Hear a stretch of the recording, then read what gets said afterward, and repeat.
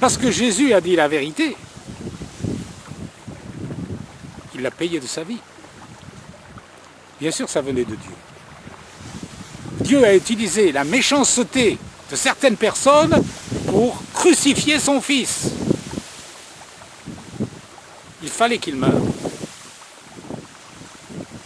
Quand Jésus a dit ça à l'apôtre Pierre, Pierre lui a répondu « À Dieu ne plaise, Seigneur, cela ne t'arrivera pas !» Et Jésus lui a répondu « Arrière de moi, Satan, car tes pensées ne sont pas les pensées de Dieu, mais celles des hommes. »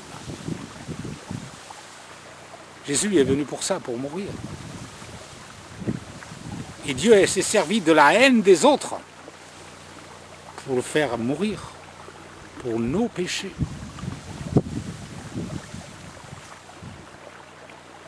Mais après, Jésus a dit quelque chose sur la croix qui montre à quel point Dieu nous aime. Il a dit, Père, ne leur impute pas ce péché, parce qu'ils ne savent pas ce qu'ils font. Et on vit à une époque où il y a des gens qui ne savent pas ce qu'ils font. Ils sont honnêtes avec Dieu, ils sont sincères, ils font des choses qui déplaisent à Dieu sans le savoir. Prenez par exemple l'apôtre Paul, Saul de Tarse, il s'appelait. Il a persécuté l'église de Jésus-Christ, il les mettait à mort, il participait à leur mise à mort.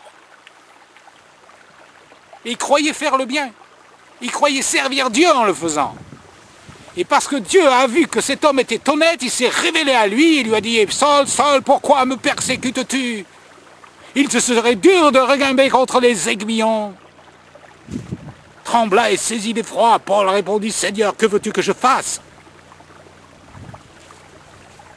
Et nous connaissons la suite, Paul s'est converti. Et ensuite il est devenu comme ceux qu'il persécutait. Mais il ne savait pas ce qu'il faisait. Alors il y en a beaucoup, ils ne savent pas ce qu'ils font.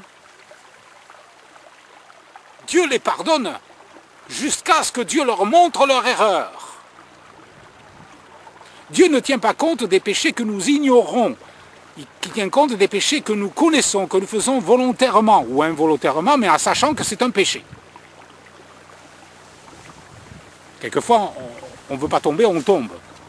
On demande pardon à Dieu, parce qu'il y a quelque chose qui nous a fait tomber. Et Dieu nous pardonne. Condition qu'on accepte de ne pas recommencer, bien sûr.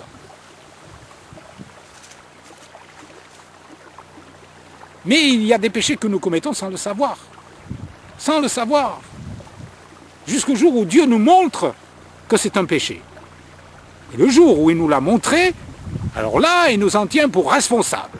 Parce que si Paul avait continué à persécuter l'église de Jésus-Christ après qu'il lui ait montré son erreur, Dieu l'aurait condamné pour ça. Mais Paul s'est repenti. Il a changé de direction, il a fait un demi-tour. Et il est devenu le persécuté. Parce qu'après, il y en a qui ont voulu le faire mourir à son tour. Parce qu'il avait changé complètement. Eh bien, c'est la même chose pour nous.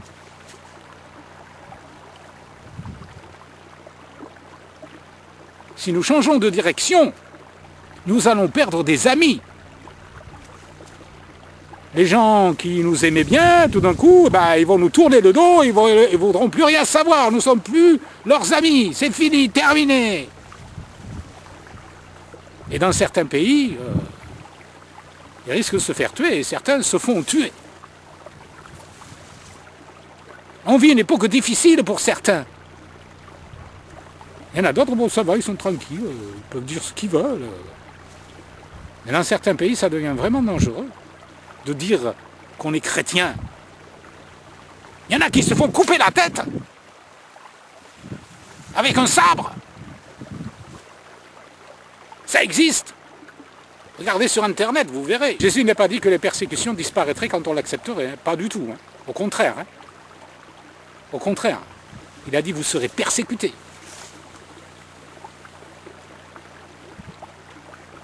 Persécutés. Et il y en a plein qui le sont aujourd'hui. Plein.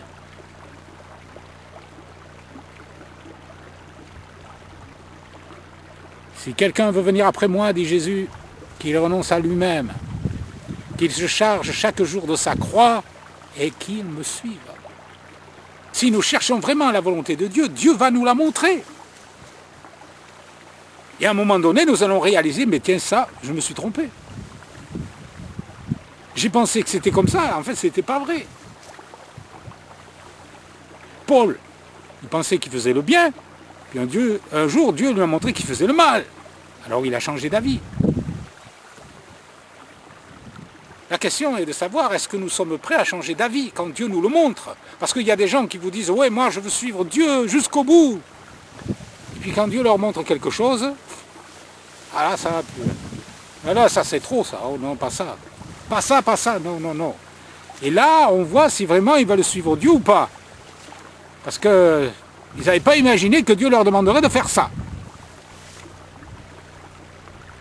C'est comme Pierre, ça, à un moment donné, il a dit au Seigneur, à Jésus, il a dit, Seigneur, je te suivrai partout où tu iras, je suis prêt à mourir pour toi.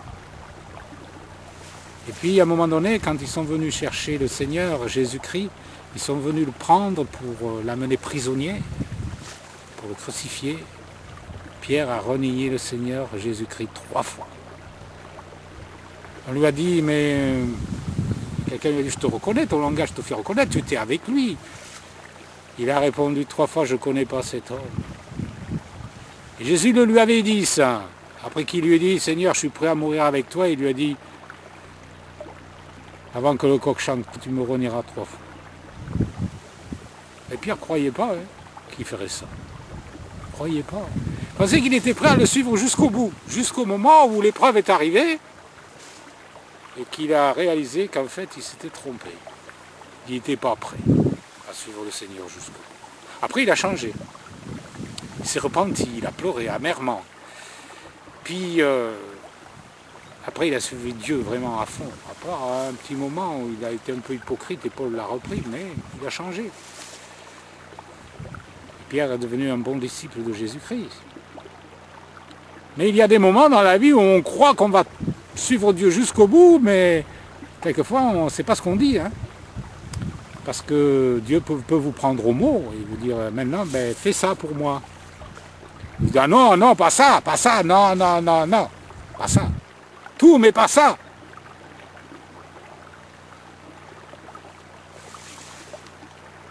Et Dieu, quelquefois, il met le doigt sur les choses que nous ne devons pas lâcher dans notre vie. Notre volonté devient plus forte que la sienne. Et Dieu veut la briser, cette volonté.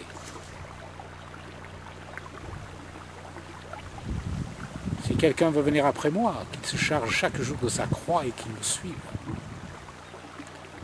C'est pas toujours facile de prendre sa croix et de suivre Jésus-Christ, le Seigneur. Ça peut coûter cher quelquefois. On peut dire, Seigneur, je te suivrai partout où tu iras, je ferai ce que tu voudras. Et puis, quand Dieu nous prend au mot, il y a ceux qui acceptent, puis il y a ceux qui refusent. Et là, si on refuse, c'est la descente de l'autre côté. C'est-à-dire on s'éloigne de Dieu de plus en plus. Quelquefois, après, les péchés s'amoncellent les uns sur les autres. Parce qu'on a refusé de répondre à l'appel de Dieu sur quelque chose. Et puis on se retrouve un jour très loin de Dieu. Oh, peut-être on parle toujours de Dieu, on dit le Seigneur Jésus, on parle du salut en Jésus, on chante des cantiques, on va à l'église. Mais dans le cœur, on sait que ça ne va pas. Et chaque fois, alors après, si les catastrophes s'amoncellent, les épreuves, les difficultés, il peut y avoir cette pensée qui traverse notre esprit. Tu te souviens quand Dieu t'a demandé ça, t'as refusé? C'est peut-être pour ça que ça ne va pas. Mais il faut revenir là, à cet endroit-là où on a dit non à Dieu. Parce que chaque fois, Dieu il mettra le doigt dessus. Il dira, tu vois? C'est pour ça que tout ça arrive. Change d'avis là-dessus. Reviens et suis-moi.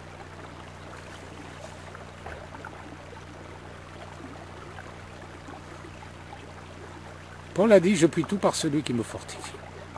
On peut si on veut, mais Dieu ne force jamais notre volonté. Il ne nous oblige jamais à faire ce que nous ne voulons pas faire. Dieu nous laisse libres. il ne nous oblige pas. Dieu respecte la volonté des hommes.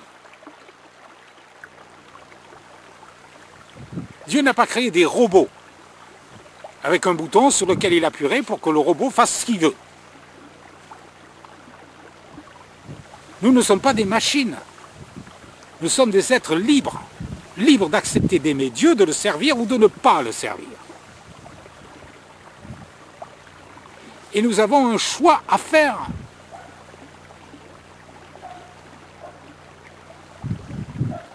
Qu'allons-nous choisir?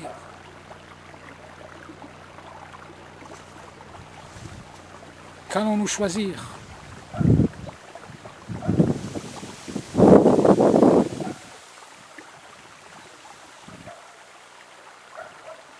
La Bible dit que la volonté de Dieu est bonne, agréable et parfaite. Vous n'avez rien à perdre à faire ce que Dieu veut. Vous avez tout à gagner. Et vous avez tout à perdre à refuser de faire ce que Dieu veut. Tout à perdre.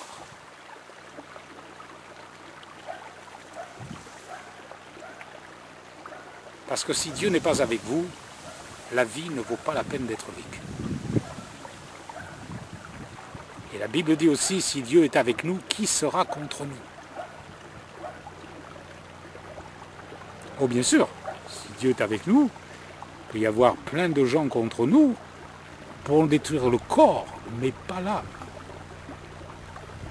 Jésus a dit, ne craignez pas ceux qui peuvent tuer le corps, qui ne peuvent tuer l'âme. Il a dit, craignez plutôt celui qui peut faire périr l'âme et le corps dans le feu de la géhenne.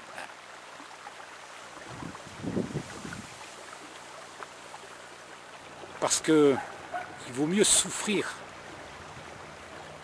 pour Dieu, avec Jésus-Christ, plutôt que de vivre pour le diable et d'avoir pour un temps la jouissance du péché et de finir loin de Dieu pour l'éternité, dans les tourments éternels, dans la souffrance éternelle. C'est plus facile de suivre la majorité que la minorité. On n'aime pas être montré du doigt, on n'aime pas qu'on dise ah, il n'est pas comme tout le monde. On n'aime pas ça, c'est humain, on n'aime pas ça.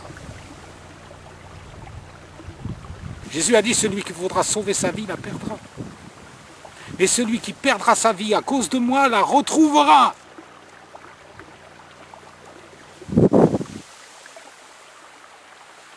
Si on veut gagner sa vie, on la perdra. Si on perd sa vie à cause de Jésus-Christ, on la retrouvera. D'une autre manière.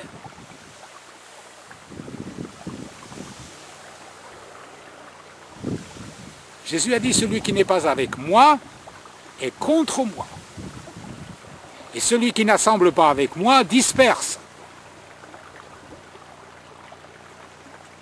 Jésus ne veut pas de demi-mesure.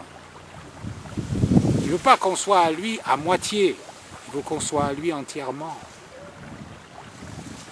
Il y a un verset dans la Bible qui dit « Soyez froid ou bouillant, parce que si vous êtes tiède, je vous vomirai de ma bouche. »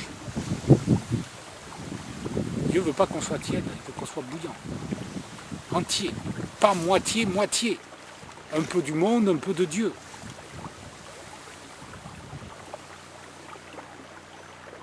Êtes-vous tiède?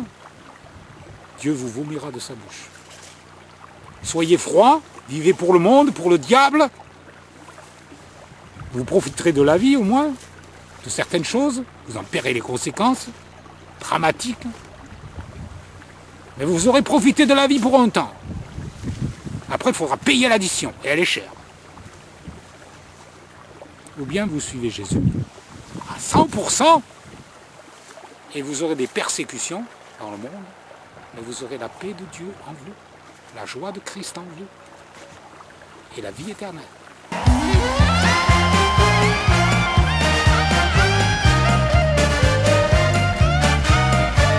Il est vivant, il est vivant, il est sorti du tombeau, il est vivant, il est vivant, il est vivant, il est roi des rois éternellement. Merci à toi mon Dieu qui a donné ton Fils et nous a donné la pleine victoire en son